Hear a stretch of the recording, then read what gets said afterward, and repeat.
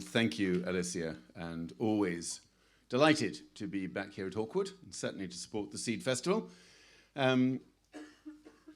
Yeah, memories of Friends of the Earth are quite odd, actually, these days. Craig Bennett was here last night, the current director of Friends of the Earth, and he and I occasionally get together and swap notes on what is good about Friends of the Earth and what isn't quite so good. The one thing that was absolutely brilliant about Friends of the Earth when I was there, which was 1984 to 1991, was that we were able to take account of things long before they hit the public domain. And that was always good because we had just so many activists in the local groups who would pick up and make stuff happen in a way that was just utterly inspiring. And in fact, Friends of the Earth launched one of the first ever campaigns about climate change in 1988.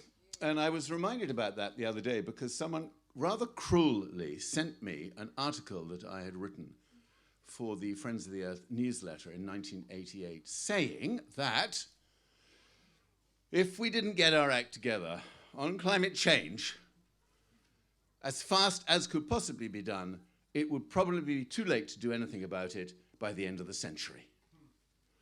So I fixed one of these convenient time periods, 1988 to 2000, 12 years. There's something symbolic about 12 years. I don't know quite what it was. Maybe the IPCC, Intergovernmental Panel on Climate Change, read my article, because when they brought out their report in October last year, they gave us precisely 12 years, very precise figure, between 2018 and 2030. Now, obviously, I was wrong in that time, because it isn't too late yet. But nonetheless, this question of timeliness, of how much time do we have available to do what needs to be done, is just becoming such a dominant concern. And people who never really thought they'd be measuring the number of years, no longer decades, by the way, but the number of years left to us to do what we have to do to avoid runaway climate change, the numbers of people who are now in that space and working out the answer to that question for themselves, reading what they read and knowing what they know and campaigning in the way that they do, that number is growing all the time. So this question of windows of opportunity really fascinates me. And it is absolutely at the heart of what our campaigning orientation needs to be these days, for all sorts of reasons, which I'm sure you understand. But you might say, well, Jonathan, you've been giving these warnings since 1974, when I joined the Green Party. They've been bugger all used to anybody so far. So why should we be listening to you now? What is the big deal? What's different today? How has it changed?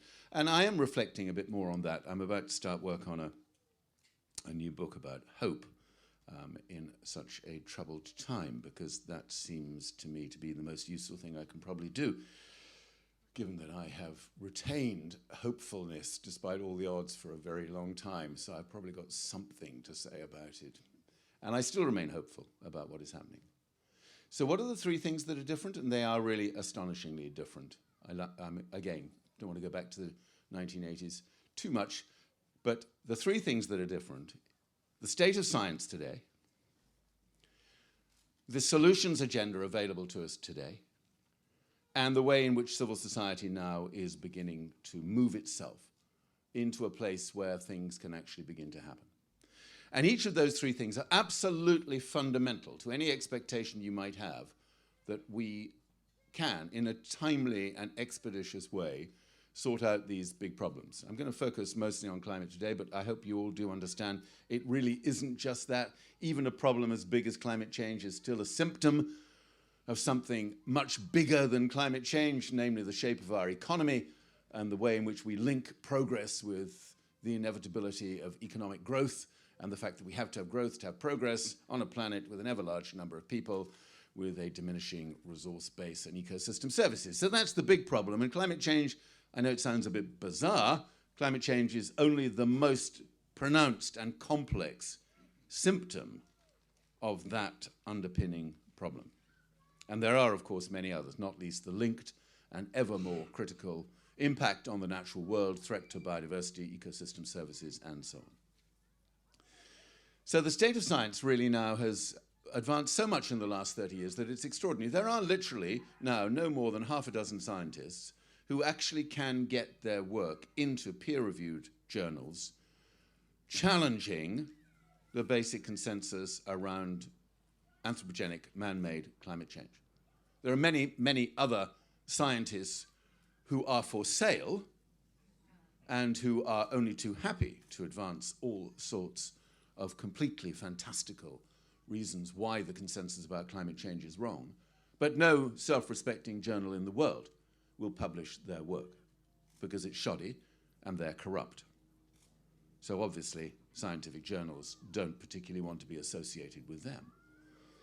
So what has happened is that over the course of those 30 years, where initially the debate was complex, controversial, there were many scientists who didn't want to assert the absolute conclusion of the work that was being done then. And we know that part of that was to do with the huge amount of money that the oil and gas companies pumped into confusing and obfuscating the science of climate change from the early 1980s onwards. Now, honestly, the science is utterly remarkable. The quality of the data available now is absolutely astonishing. The ability to measure in real time via geosat and other remote sensing technologies all around the world is extraordinary. We literally know, to an incredible level of detail, everything that is going on in the natural world on a real-time basis. So we're not using computer models any longer to forecast the way in which climate change is going to impact on us. We're using real-time data alongside those models. And bit by bit, and I'm sure you can understand this, when your models are confirmed or challenged by the availability of real-time constant data, it becomes so much more authoritative. So now when the Intergovernmental Panel on Climate Change offers its advice to government, we know that advice is astonishingly accurate, but it is also very conservative. And this is the one thing to bear in mind, because the IPCC can only refer to peer-reviewed papers that appear in that window of time when they are putting together their reports. So for instance, and I'm sure you will have seen just a few of these, all the reports that have come out from the Arctic and the Antarctic over the last year or more, 18 months, showing the consequences of these unbelievably high temperatures at both ends of the planet. None of that data would be taken into account in an IPCC report. So they're always 18 months, if not 2 years, behind the actual science. And that, of course, is giving people too many reasons not to understand the severity of what's happening. So that's one change. The second is in the solutions agenda. And I look back at this because, sure enough, when we were in Friends of the Earth in the 1980s, we said, hey, it's all going to be okay. We can use renewable energy. It'll be fine. Well, honestly, we had no basis to say that whatsoever in those days. The state of solar power in the 1980s was vanishingly irrelevant. Pretty much the only people using power in those days was, guess what? Those involved in the space race. Those involved sending rockets to the moon. That was where all the pioneering work was being done on solar power. And the actual rollout of solar in a way that made any contribution at all to the substantive energy needs of people was tiny. So we could assert this stuff, and we did, obviously, about solar and wind and biomass and all the rest of it.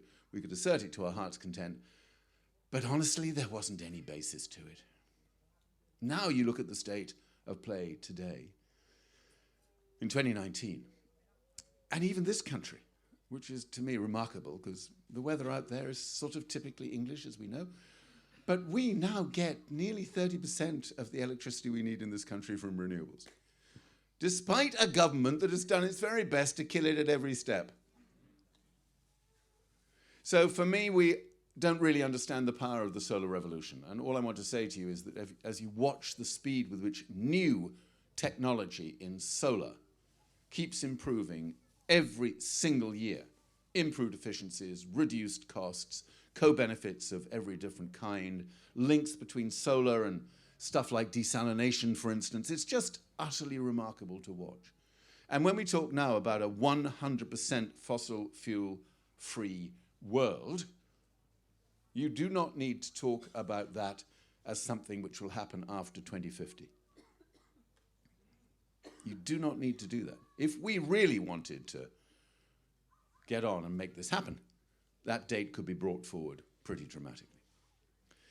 Again, haven't really got time to talk about all these solutions, but let's never forget just how powerful those solutions are in terms of supporting the kind of lives that we all want to lead. And thirdly, and here I have to be a little bit cautious, but thirdly, we must hope now that the state of play in society, in civil society, is looking just a little bit different. I don't think anybody can have lived through the last year, 2 years, heard all the stories about climate change and imagine that it is still something that is going to happen, unfortunately, at some time in the future, but let's not worry about it too much for now. It'll be a problem for our kids. That's a problem. But look, it's never really going to impact us terribly much. Now that has completely changed. And in country after country, all around the world, when you look at the survey data of just how much people care and are concerned about the impact of climate change on their lives now, not on their lives at some point in the future, these surveys are utterly remarkable. And it's true even of the places that you would have absolutely no expectation of that being true, including America. I need hardly say any more regarding that godforsaken place. So civil society's story is beginning to get to the point where we can look to a pattern of social dissent which could totally transform the ways in which our collective movements have operated over the last 40 or 50 years. And I'm bound to say, here, just outside Stroud, that Extinction Rebellion is a very important part of that, probably the most energizing thing that has happened in my life as an activist for a very, very long time. And I think what Extinction Rebellion has done so far has been astonishing. And I think we can all learn from that, because it is true that you cannot guarantee that any socially progressive movement will automatically be able to sustain itself indefinitely into the future. These movements do come and they do go, and the record is that that's exactly what has happened over many decades. But there's something different about Extinction Rebellion. There's something about the call that it's making, the integrity with which it's making it, the ability to bring people into an understanding of what is involved, who would never, ever have thought about associating themselves with an organization like Extinction Rebellion before. And some of those images from the Extinction Rebellion protests in London around Easter time were, I think, just utterly remarkable. Young people, old people, all coming together to see now what needed to be done. So for me, Extinction Rebellion is a massively important part of the reasons why we can look to some expectation of changing things around, quotes, before it's too late, quotes. Whatever that phrase may mean these days. It's already too late for tons of stuff, but it's not too late to avoid the apocalypse. Just to be really cheery. Everywhere in the world you've got movements like this springing up. It's quite remarkable. And actually some of the most inspiring are in the USA. The Sunrise Movement in the USA, which is now promoting a form of the Green New Deal, which we have here in the UK, is an outstanding movement with an outstanding quality of leadership. Particularly, I have to say this, with women's movements very closely involved in this now, and actually making the running in a lot of states in America around the Sunrise Movement. It's a completely new aspect of what social dissent looks like in that country. And then here, of course, in Europe and globally now, we have this rather extraordinary beacon of hope in our midst, namely Greta Thunberg. And I have to admit that this example of leadership from a 16-year-old young Swedish woman is probably the most inspiring thing in my life at the moment. It really is.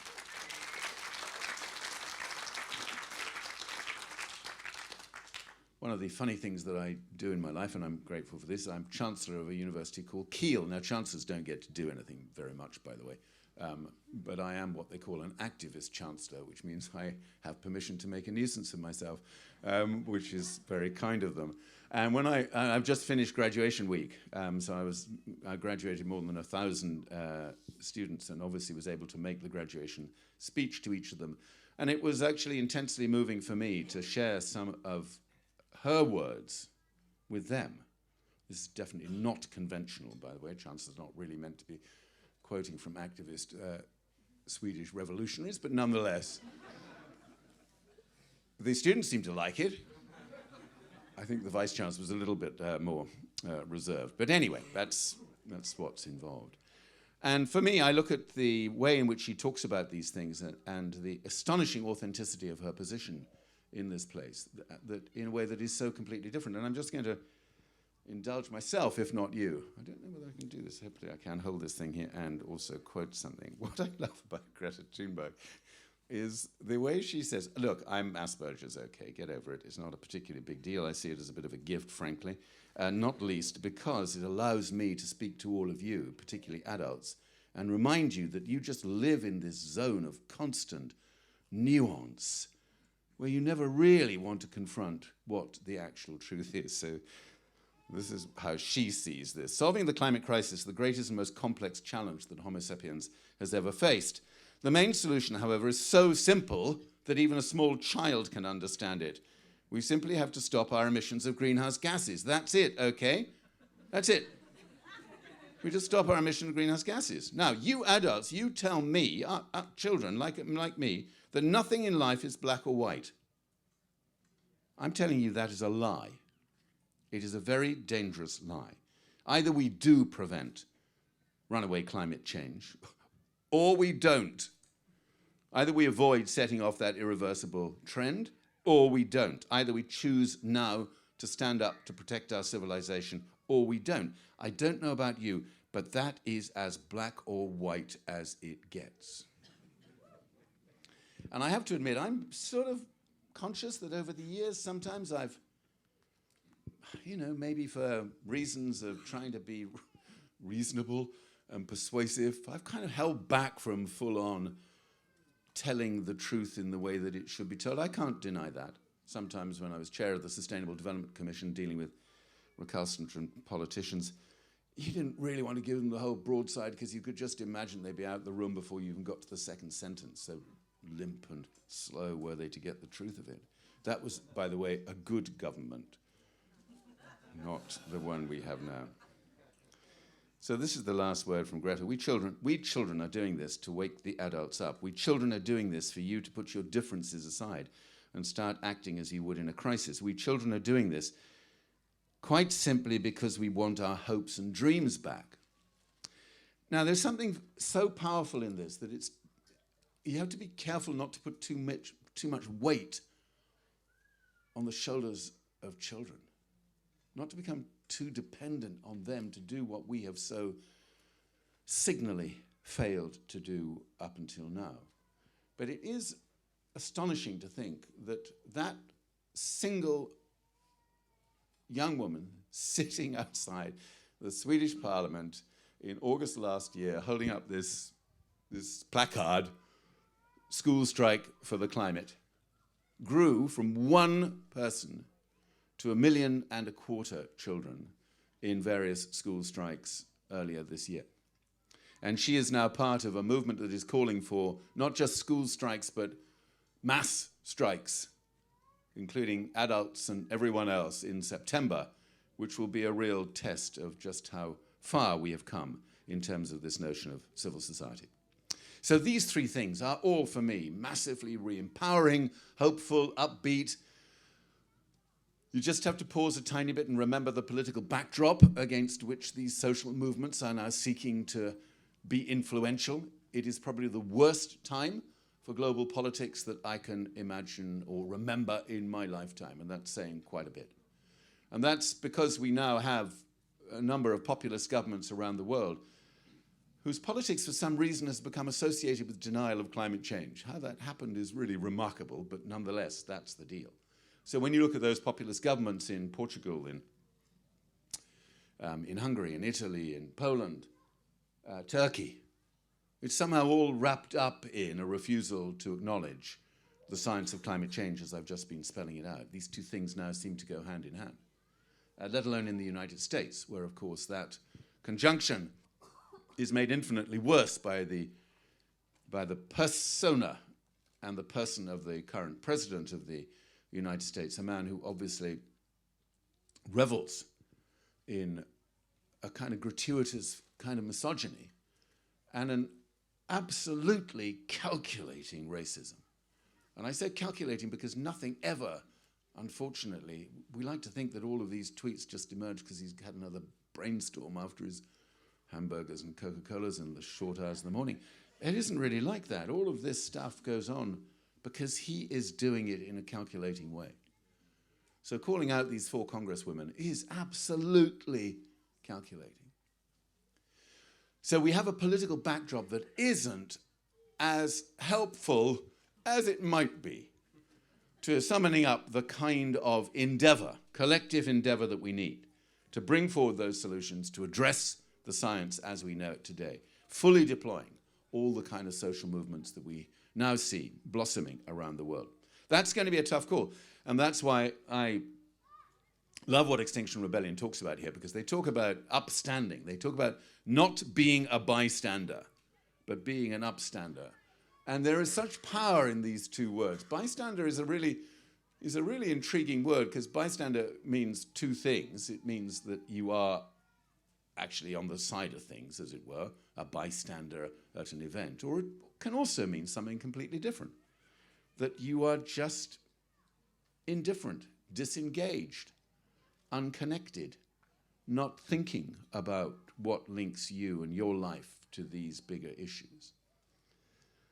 And contrast that with upstander, which is a less familiar word, obviously, but none the worse for that. And standing up for something, again, has 2 completely different meanings. It has the meaning we're all very familiar with, which is standing up for what is right. And it has the much more powerful, expressive meaning of standing up to take action, to do what we need to do. So this business about converting ourselves from bystanders to upstanders is really what this is all about. Great place to celebrate that here at the Seed Festival at Hawkwood, in the epicenter of today's revolutionary social movements. You've got to love that for a bit. And thank you all for coming this morning. Thank you.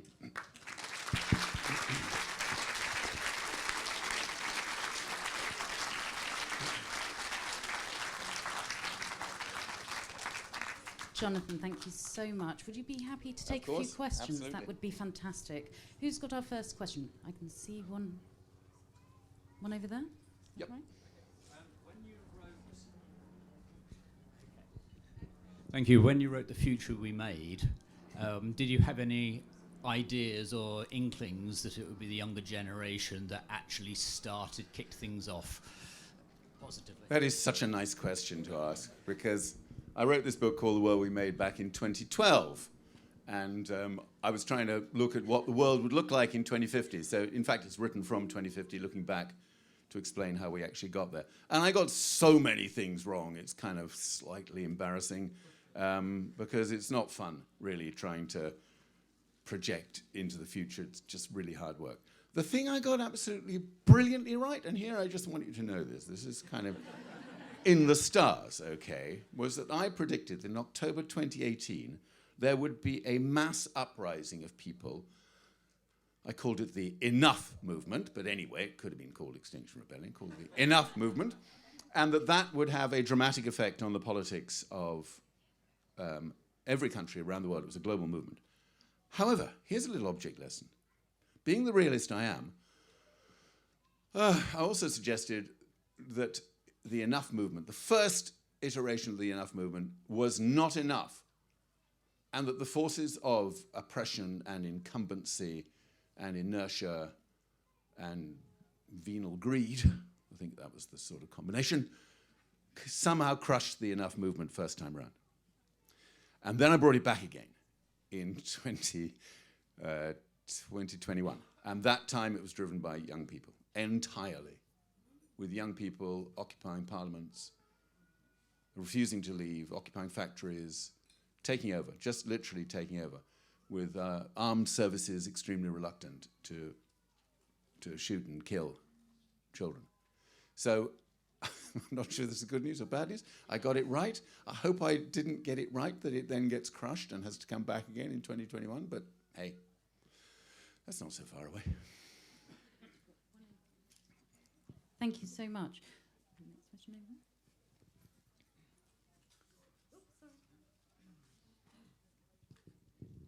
Yes, I'm an optimist by nature rather than a pessimist, and probably a pragmatist. But if I look at countries like China and India particularly, China obviously an autocratic society, and India probably a nationalist democratic society.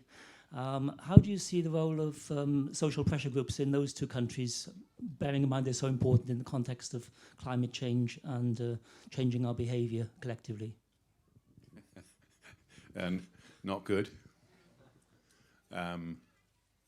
Both countries, China and India, are incredibly repressive in terms of NGOs and civil society as we would know it. India slightly differently, but nonetheless, those forces are still there. And in China, it really is a complete control system. And as you know, increasingly in China, use of social media is now part and parcel of an extraordinarily pervasive repressive system, which closes down pretty much any form of heterodoxy, of otherness, which is startling to watch. So I can't draw much easy optimism from what is happening in China, but I can then play with a paradox, which I haven't resolved in my mind, which is that China is probably the country that will do most fastest to address climate change. And it won't do it democratically. It will do it autocratically, and it will mandate the necessary changes. And because of that, that's where the paradox begins to hurt. Because of that, they will get to places far faster than many democracies will be able to do. I'll give you just one example.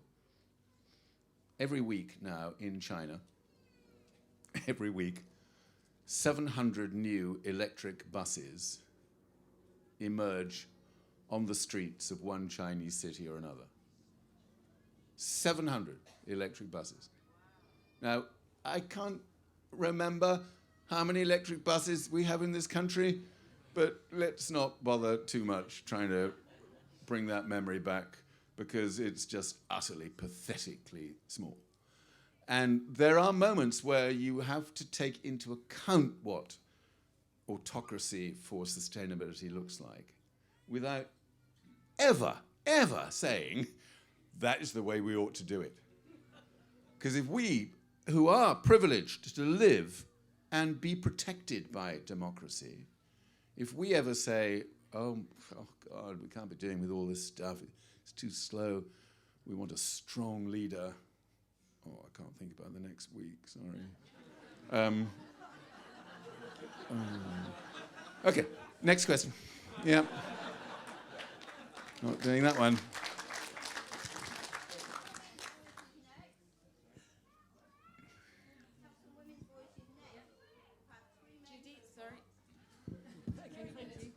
Thank you. Jonathan, could you talk about 5G in the context of the environment, please? Not authoritatively, no. I am aware of the growing debate about it. I have read a little bit, to be honest, but not enough to enable me to speak about it in the way that I would want to be able to do. I'm conscious that more and more people whose voices I really respect are now beginning to show a great deal more concern about this. Yeah. And that is prompting me to go away and do some proper work on it, which I will be doing. But at the moment, I would be really loath to pitch in there, because I just, I'm not a scientist. I've had to struggle all my life to get my head around these often quite difficult scientific issues, and I'm, funnily enough, you may not imagine this, but I'm quite reluctant to pitch in without having a little bit of foundation for what I'm saying. But thank you. Thank you. Oh, over here.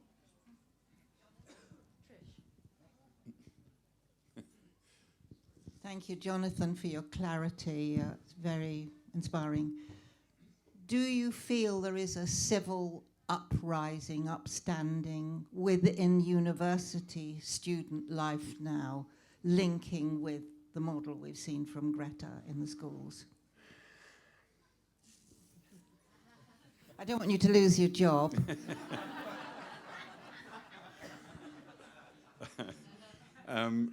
Not enough, and I'm interested in that, because in a way the obvious extension of the school strikes would be university strikes or student strikes, so that you extended the age range up to mid-20s or whatever. And I can't help but think that is going to be a necessary part of what needs to happen next. And all I know is that universities now are really struggling to understand the nature of their obligation, not just responsibility, obligation at this time. Once you accept that runaway climate change poses this existential threat to humankind, so a threat as in, to use the words of David Attenborough, our very civilization is at risk, then as a university, you have to take that understanding of existential risk into every fiber of what you do for your students, on the campus, in the curriculum, in the community, whatever it might be. And if I look at this now, I have to be a little bit careful, but I think the record of universities in the UK is mediocre. There was the People and Planet survey results published just 10 days ago. There are only 7 universities in the UK. I'm happy to say Keele is one of them, which is doing really well on its investment in renewable energy. And we have a goal to get to zero carbon, to net zero by 2040. Still not good enough, but hey, we'll improve on that, don't worry. 7 universities that have taken the challenge of renewable energy seriously. This to me is utterly outrageous. So I'm always interested to meet the officers of our students' union, and we talk about this quite a lot. And they're very worried that if they get arrested as part of the Extinction Rebellion movement, that the university might then sanction them in terms of their ability to continue with their course. And I am part of a little initiative at the moment that is looking at ways in which all universities should say, we understand how this will be impacting on our young people today. And if they are responsibly pursuing their contribution to making sure this doesn't happen, we will support them. We will not in any way act against them. And I want all universities to say that.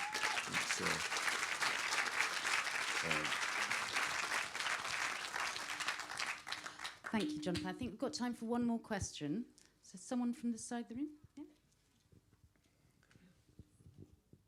Hi, Jonathan. So as someone who's worked in, or kind of a lot of your life working with businesses to try and help them become more sustainable, what do you think are the next steps now for business in light of all Extinction Rebellion, everything's happening, and the climate emergency and the fire alarm ringing and all that? What's the kind of next thing for business that they should be doing?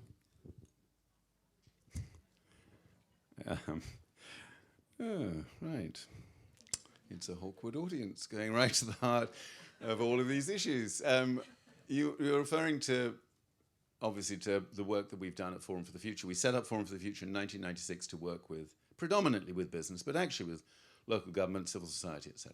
But most of our work now, once this government killed sustainability in local government, regional government, most of our work is with the private sector. And we still unhesitatingly subscribe to the idea that we have to encourage businesses to do everything that is in their power when it comes to addressing climate change, biodiversity, let alone a massive host of socioeconomic issues around modern slavery, human rights, gender diversity, fair living wage, etc., etc. We have to work with business to get them all the time to up their game and to do more than they might be persuaded their shareholders would be happy for them to be doing. And that's essentially what we spend an awful lot of our time doing, is just simply saying, this is going faster. You're behind the curve. Get going. Move it on. You are okay at the moment. You may even be doing well in these league tables. But honestly, when you confront the state of the world out there, you know that your contribution is inadequate. Indeed, some might say miserably inadequate.